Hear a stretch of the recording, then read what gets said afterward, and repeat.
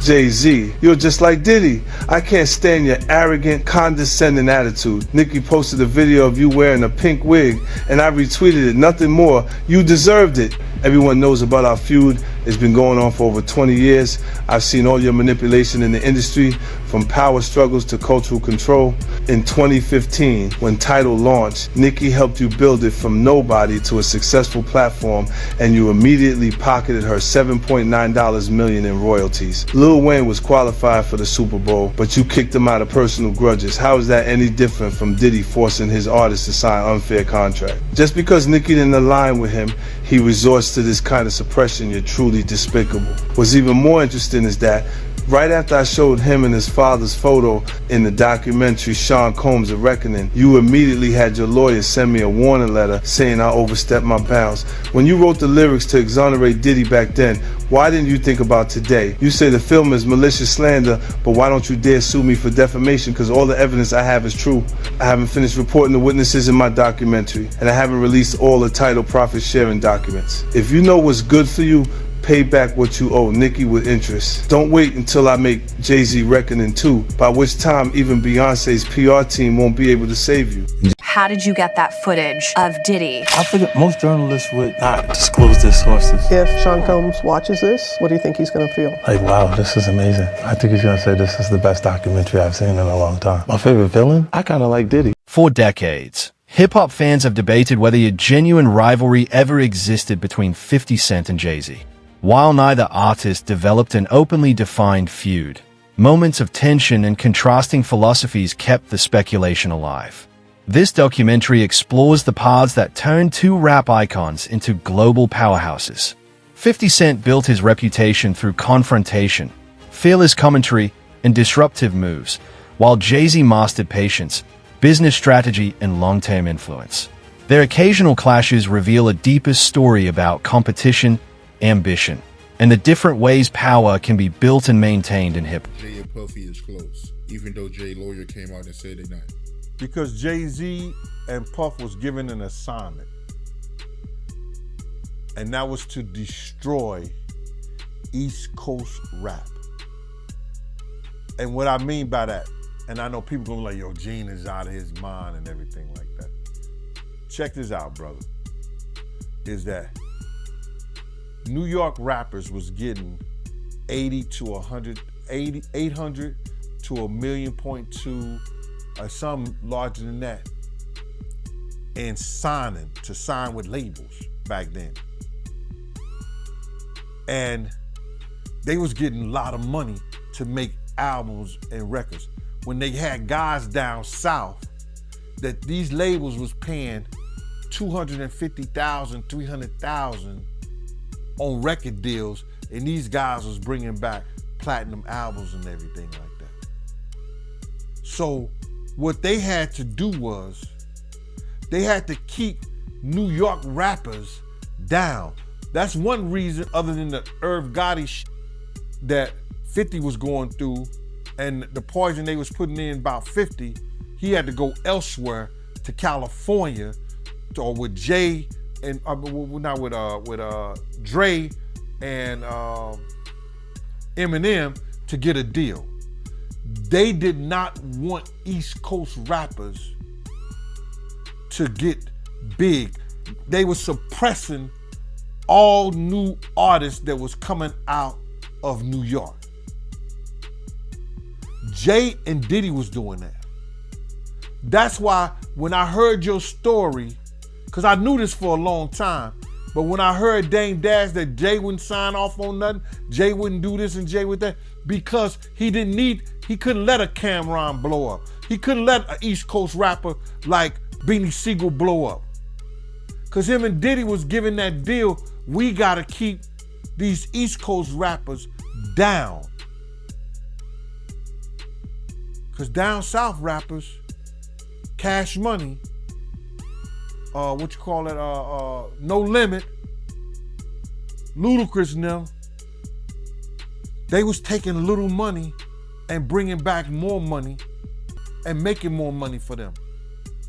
So the record labels, I wouldn't say they was gonna lose off the East Coast. In the era when physical albums dominated the market, release dates carried enormous strategic weight. Two major projects arriving on the same day could spark speculation about whether the timing was accidental or part of a bigger industry game. From 50 Cent's viewpoint, such situations pointed to a music business where influence, relationships, and corporate leverage could create obstacles for rising competitors. It raised a broader question. When industry connections can shape opportunities as much as talent does, is success truly determined by music alone, or by who holds the most power behind the scenes? The big one was with Beyonce. When he signed that contract, the marriage contract, he got trophies. Now those fucking trophies, trophies came rolling in, buddy. He started getting Grammys left and right, man. I mean, look, if you look at his career, This guy. You're gonna let him say that? Jay was getting Grammys. he had one. Exactly. He had And one. he ain't show up. He had like 20 now. Hold on. He had like 18 since he been down. Look, he had one, bro. Hard Knock Life. You're not wrong. He was At the one. same time, After that, he got them shits. He started drinking. His pictures with him like fucking things to cup. wait a minute. So you're saying the success is derived from the marriage? I've absolutely been treated differently. The accolades. Because he's no longer viewed as what, like a street or gangster rapper. Now he's viewed as a businessman, entrepreneur, family man. And the biggest ones because of the position Beyonce's in. Oh, wow. Right? You were connected to the biggest. Jay got it for the music. Jay got it for the music. No, he you didn't see. He deserved those. I'm sitting there, he was like this, like Black excellence. They're sitting there like, yeah. It's the billionaire brunch. You're like, I hate you, man. unaware of anything going on here. This is the one time I'm gonna be with you niggas this year. Yeah, Come on, bro. that's crazy. That's crazy. He just looking at his watch during the whole Rock Nation break. Like, is it 3:30? Yeah, it's almost time to get out. What the fuck is that? Yo, I feel like I'm normal again. Get me out of here. Oh wow! So that's the deal he signed, huh? Yeah, that's the deal. Like, the other ones didn't count as much as that one did. The picture became far less straightforward once the focus moved beyond the US charts. International results told a different story, challenging the idea that domestic rankings alone could define an artist's true reach. From 50 Cent's perspective, commercial success is influenced by more than public demand. Marketing power, promotional spending, and industry connections can all determine which artists receive the most exposure. That leads to a bigger question about how popularity is actually created. Is an artist winning because audiences genuinely choose them, because the industry amplifies them, or because both forces work together? I advise Beyonce to divorce Jay Z as soon as possible because I'm ready to shoot a documentary about Jay Z, and I guarantee it will outgross Diddy's documentary. If Beyonce sends me a legal letter on behalf of Jay Z, I remind her to stay quiet. This is a dispute between men, and she has no right to interfere. I have to let everyone see the true face of Jay Z.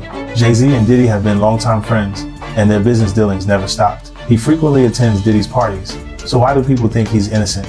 Jay Z and Diddy got involved in the same case in 2024, where a victim claimed she was assaulted by both Jay Z and Diddy. I remember Jay Z saying these were all rumors and that he was defending Diddy. But ironically, Diddy got arrested in 2025. And there's enough evidence to count his crimes on one hand. I've known them for 20 years, and I know how many bad things they've done behind the scenes. After Jay Z founded his company, he repeatedly got into copyright disputes. In 1999, he was convicted of third-degree assault and served time in prison. He was unfaithful to Beyonce, and he was caught by Beyonce's sister. I think everyone has seen the footage of him getting beaten up in the elevator. I've already gathered the evidence, and I'm going to give Jay Z a surprise. Oh, yo, before I forget this, we talked about Jay. Proximity to Diddy. You don't think he knew anything? He's seemingly around Diddy. I don't know. That was a real suburb question. Yeah, I know, right? Proximity. Hold on. And the proximity. Proximity. That's the SAT hit parade word. I learned that. Do you think he fucking knew all of the shit that was going on? Yeah, that was like a I don't want to incriminate myself. I know, but the way he said it, Like I said, no matter how you answer that shit, you snitching. yeah, exactly. That was a nice kind of question. Yeah, you asked the question like a fan. Hey, I grew up with white people, but one thing I know is how to get a black guy in trouble. But it's a great question. Yo, just give him the Happy Meal before you ask him to snitch, bro. He said, damn, they wasn't even drinking. Speaking of, how the hell you pronounce Lechem? Lechemindewa. Okay. It's the King's Path. King's Path. Chemin Because I know Branson. Yeah. That's Yep. the one I pronounce. Branson. That's the Branson lifestyle. You know, be outside. Biff, you're not worried that if you throw little and you don't throw out allegations, but like you kind of poke fun at them. You just ask questions. You're not worried that it comes back your way, like people dig up your past and try to pull stuff up. I don't got that shit in my past. I'm not. Everybody got a little bit. Look, Like, I took. not that it's real no, enough, but- I took a pill, but it was for me to perform better. For her to remember, buddy. I didn't fucking give her a drink so she forget what the fuck happened. What the fuck is going on here, bro? Yes, I took the drink. I gave me the fucking drug to perform. So she can remember and possibly love me for that. Did it work? What the fuck? This is, yo, bro, look, I'm doing pretty good. Like, you know what I mean? Like, but I'm just saying, you said it's the opposite of normal shit that we're talking about, bro. That is why. Well, I don't know why it's so hard for people So just for people to acknowledge feel weird like shit is you weird. would have something. Do you need anything? None of the people that have vocalized that another man, and to me, again, that whole conversation has been feminine. But if you're gonna say some shit like that, you should have actually done something to help the problem. But I never got the call from Ray saying, do you need anything? And anyone else that I've ever given, paid a bill, paid their rent, paid their college, any dollar, not one person, and I don't want them to, because they know I'm all right. But not one person has called and said, yo, could I send you something to help? But I don't need the help. But if you're gonna talk about it, be about it. But to me, that's just a jab when you tell and promote a false narrative and say that I'm in such a bad place that another dude should help me. And that my tail's in between my legs to the extent, because of a lawsuit, that I would actually take that money. I'm a man. I don't want nobody to give me nothing but the opportunity to do what I gotta do. And I don't see no opportunity. I don't want to perform for the Super Bowl. I'm not all right with the NFL. I'm still mad it ain't no black owners. We went from kneeling to being happy when we could perform for them. That wasn't what I was about. I was about ownership of our own league and taking pride in that. I'm not a court jester for everybody else to get good ratings. I know what we're being used for, and I'm not cool with that. So it's a big deal is to jump on a stage for a bunch of white owners? No, that's embarrassing to me. It's a spectacle. They're laughing at us. Like being patted on the back by another culture is not how I judge my success. Only person that has the audacity to pat me on my back is my family. And they better, I'd be like, you better chill out. I don't want no pats on the back. I don't play that. I'm not in the patty pat club. On no level. I feel you. But speaking of the NFL, I know right now Nicki Minaj, she calling out Jay. And I know Colin Kaepernick's wife, she called out Jay saying that, Jay did her husband wrong. But I don't know. I don't know the backstory behind that, man. But I know it's going, viral right now on social media. But I do want to ask you, how do you feel about the NFL right now, in general? It's funny, she's cool with my wife, Rocky. The Super Bowl controversy became a revealing example of how complicated the entertainment business can become when powerful relationships and major opportunities intersect. Eminem's reported push to create space for another artist stood in contrast to the resistance happening behind the scenes, fueling debate over who really controls access to the industry's most prestigious platforms. Moments like this expose a deeper reality. Even at the highest level of fame, getting an opportunity may depend on more than talent alone. And when one superstar has to use his influence to help another artist get through the door, it raises an unavoidable question. Who actually decides who gets seen on the biggest stages? Their hardships or their the things that they got going on, there would be issues, and what a celebrity's issues would be. Wait, what does that mean? They think all celebrities are doing the same thing. Yeah. Right, and when you see, if I wasn't saying anything, guess what? You could safely say that a person on the outskirts that is not involved in hip hop culture could think that everybody in hip hop culture is with that shit. So by you, you're good, bro. You're fucking good. Yeah. He's protecting hip hop. Yeah. If you don't speak out and make them the weirdos, then they're gonna think everybody's Every like single that. person is like that involved in hip hop culture. Makes you think, did Jay do it? Shut up. He's in trouble. We live in New York, bro. No. Come on. We live here. No, free Jay Z. I'm just saying. Shout out Mufasa. We all gonna go and support. We can all see. You are crazy. That was the craziest thing. I literally. What's bro, the lady at Rock Nation? I gotta send her that. You don't feel like that happened the same day, bro. What's the day came out the day before the next day? I was eating Raisin Bran.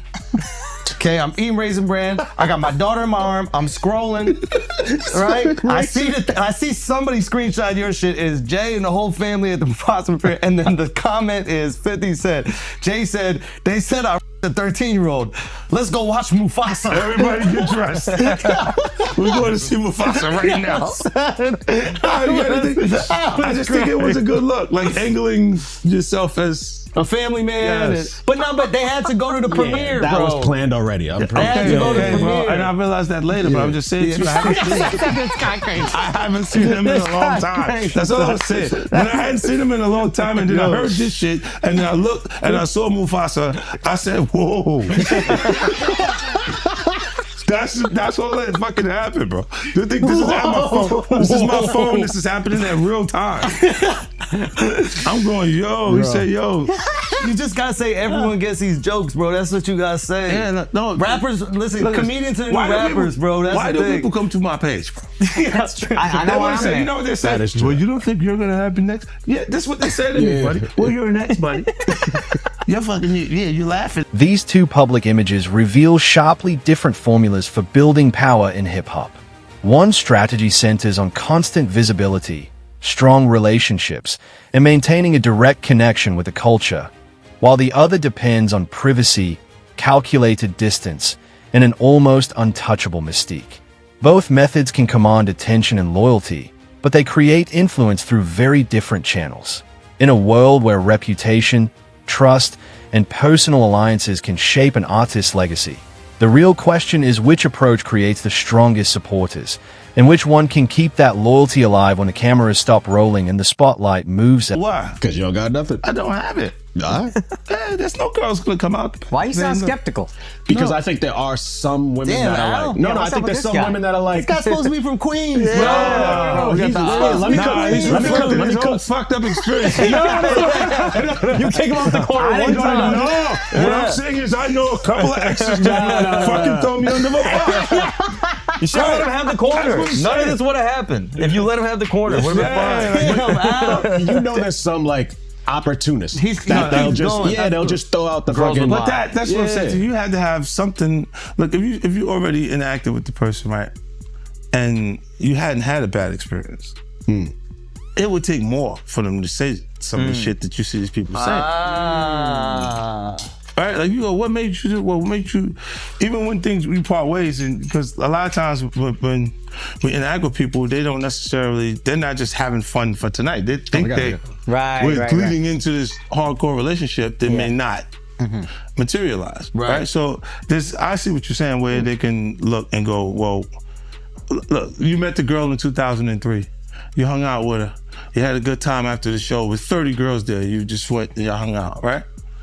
And y'all just part ways, right? So there's no negative things between it, but she can look up at the TV now, and you've been a success since then. Feel like that's my life. I was supposed to be there, and be upset with you and say something. But will it have any merit to it? If I gotta keep that it real, woman hasn't been you ain't always have the most amicable breakups. Do you remember where I think it's your baby moms, where it's like she was kind of speaking out, and then all of a sudden the house just got burnt down. Yeah, but you know it happens. Left eye. He burned the house down. This nigga is crazy. That's what I'm saying. No, my God, he goes, wow. So I know how you feel about me now. No. He's going. He's great. So Who's the fan? He saw me right the match. I want my block back. He goes, look, I have faith in our just justice. I'm a I civilian believe now. there will be consequences connected to those behaviors and actions that this brother is talking about. Oh my agree, goodness. man. Why is that a part of his thought process today while we're here having a good time? That's a good I ass just said, point. look, you do have people that really, look, when you break up with them, they don't care about you anymore. Yeah. So they'll say things and you go, yeah, but it doesn't hold merit. It doesn't have any no real. Yeah, of course. connection After all to these it. years, That's and like- you don't see nothing. Yeah, the girl that's just upset with you. She's just angry with you. Jay-Z's relationship with Beyoncé grew into something far bigger than a celebrity romance, becoming closely associated with the expansion of his public persona and business influence. As the couple's careers and lives increasingly intersected in the spotlight, their combined presence strengthened their position within popular culture and shaped how the public viewed Jay-Z's evolution. That intersection also sparked debate about authenticity and strategy. Was their partnership simply a genuine personal bond that naturally elevated both of their profiles, or did it also become part of a larger image and branding machine? The answer highlights how difficult it can be to separate real identity from carefully constructed celebrity influence. I thought the smartest thing Jay said in the statement was, if you really believe this happened, then press criminal charges. He said, pull up. But I don't think that was. Tell me. Okay, look. Because of the statute of limitation, there is. There is no criminal. So it's a. So making a it's statement pump is fake. to make people feel like. But apparently, if she's under 18, didn't you say it still could be criminal? He knows he's fed. He used to be a cop. So you turned him into a cop. He used to sell drugs and then he became a police officer. Did you know that? You said, How to rob. Cool. He was a glorified security. But you know what he would do? When they would arrest G-Unit guys, he would be like, yes. And he was in the court guilty. Every time. I was actually the cool one. I'll give you the extra fucking cheese sandwiches and shit like that. I'll be looking out. Take care of the family. Hey, I don't know, man. I think, what's the name? I get confused too. When you look at this shit, it's a lot. It's a lot of confusing information, right? But I think when you do point out that, why didn't you file criminal cases? Because you can't. You can't. It's over 20 years old. This was 2000, bro. No, but I think if it's a minor, when they're you saying can. this is happening, I'm not even 50 Cent yet. Yeah. Oh, wow. You see what I'm saying? Like, this is that dates long that ago. far back. Yeah. So it's like, I'm not. Supporters offer a completely different interpretation, arguing that the relationship reflects a genuine and natural part of both artists' journeys rather than a calculated move. Regardless of which perspective feels more convincing, the story demonstrates how closely personal life, celebrity, and career can become connected. Once a relationship exists under the constant pressure of public attention, even authentic moments can influence an artist's image, brand, and legacy. That creates an unavoidable question. When fame turns a private connection into a public storyline, how much of what audiences see reflects reality, and how much is shaped by the narrative surrounding it? I'm saying, Sean Carter, you're a piece of shit. Taking Pimp C wasn't bad enough. Real life.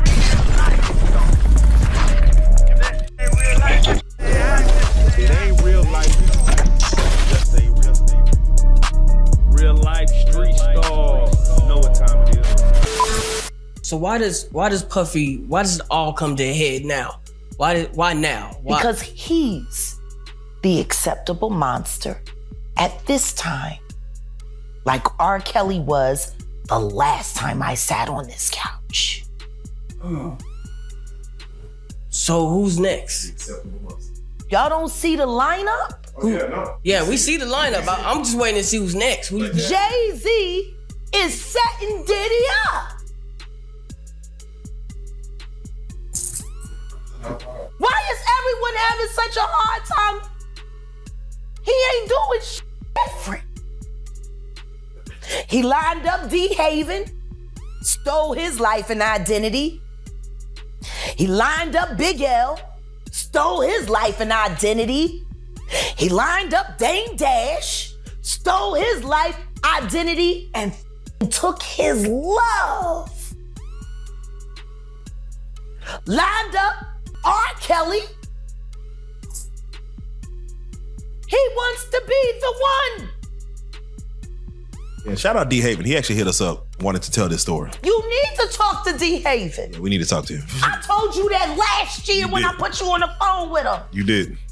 I want you to think about this. Allegedly, Sean Carter is responsible for enacting Hype Williams to put Aaliyah on a faulty plane to move her out the way as punishment for rejecting him, and so he could level up Beyonce, who was struggling. Let's just say allegedly that happened. Now I want you to think about 106th and Park with Mary J. Blige. Free, who is a victim of Sean Carter. Yeah. Mary J. Blige, who is a victim of Sean Combs, are sitting there talking about the death of Aaliyah amongst each other. As past disputes resurface alongside more recent legal allegations, the focus moves beyond celebrity power and toward accountability. Instead of presenting a definitive judgment, this documentary explores the networks, institutions, and relationships that can sometimes shield influential figures from intense scrutiny. Fame can open extraordinary doors, but it also creates an enormous public spotlight when controversy emerges. You knew Jay personally, right? Know him, been around him a couple of times, bro. Been around him a few times, but I didn't know him. Know him as I'm sitting down and I'm breaking bread, eating off, eating a meal around him and shit like that, laughing, talking, and joking like that. I've been around Jay Z, and one time I wanted to knock his head off, because he was being disrespectful, but he didn't know he was being disrespectful because he ain't that type of dude. You understand what I'm saying? What happened? We was in Cancun and he had a personal assistant from my block named Laura. And he had brought like 3 people to the club. He had brought like 6 people to the club with him, and he was only supposed to get 3 people in. I was running the door at Daddy-O's from Industry Entertainment. They just told me Jay-Z only get 3 people in. You understand? So I'm at the door. I say, yo, Jay, you good, and 3 of your other good, but the other 3 gotta pay. So then he said, Laura, handle him. And at that time, the type of dude I was, you couldn't tell no woman to handle me. You understand? When I'm talking to you as a man. So then I said, who you talking to like that? You telling her to handle me? You understand? And then me and him, he didn't say nothing. He just turned to the side. And if he'd have turned back around, he'd have got his head knocked off. But Laura told me, yo, Gene, please, Gene, you're gonna make me lose my job. You know what I'm saying? And because 1, she was beautiful, 2, she's from our block. You understand? I wasn't gonna do that to her. You understand? So I gathered myself, stepped away from the situation, and then the promoter said Jay can let his people come in. You understand? But he was being disrespectful. This is the same dude that Harlem cats used to laugh at and joke at. Even we was out there that time, he came to Cancun and he had a fake Versace shirt on, and they was ripping him. I mean, they was ripping him. I know he's a billionaire now, he can wear whatever he got. He got $10 million watches and shit like that, but we talking about back then. You understand? We still have those stories from back then. And it's good that a brother can uplift himself, and that's why he's the type of person that he is, because he knew how guys used to treat him. That's why you could see him trying to sun people based on somebody who gets in that type of situation. You understand? This dude had the same cream deli silk shirt that I had. Now, cream deli cream shirts were fake printed Versace shirts. They were nice. You pay $45 for them, but you can't wear that around Harlem cats. You understand what I'm saying? Not if you in the rap industry. At that time, they used to have diamond testers. You understand? They'll roll up on the cat, and if your diamond don't beep, you understand? They'll talk about you. Snatch your chain off or whatever like that. So he had the fake cream deli cream de la cream shirt on, and they was roasting him. I think I seen him in a black t-shirt from that point on in Cancun the whole time he was there. Yo, let me just tell you something. When dudes from Harlem got something on you, bro, and they joking you, they at it. They gonna stop and until somebody with some power or somebody with some money say, yo, give that dude a break. Give him a break. So Dame probably used to let him get him in a little bit, but then when Dame was like, yo, my man, let my man live. Let him live. They probably back up off of him or stuff like that. But they was joking, they was talking and stuff like that. And cause you just don't do that. You don't come to no major event with nothing fake or phony on. Not at all. Unless the only way you could get away with something fake or phony on, if it was Dapper Dan. If it was a Dapper Dan special, you good. You couldn't do that, bro. Not at all. Should have known better, but he was from Brooklyn. But from what you know about Jay, do you believe he's capable of doing what he's being accused of? What I know of Jay, and what have I heard of Jay, I want to say this to protect myself, that there's stories of Jay talking to underage girls. It was a girl from my block that was 16, 17 years old that Jay was talking to. If she was 17. So there's plenty of stories out there that they might flood the market of Jay talking to underage girls. I heard this kid that is claiming to be his son. His mother was 15 when she conceived him and had him at 16. And Jay refused to do a blood test or anything like that. And all of a sudden, when this has gotten real big and Tony Bugsby had taken the kid's case, the kid just got arrested for having a gun in his car, I think, like that. Did you hear something about that? That the kid got arrested for having a gun in his car, and when they go and watch the tape, somebody was planting a gun in the kid's car. Now the kid who never been in trouble to that degree, and now he's facing a case for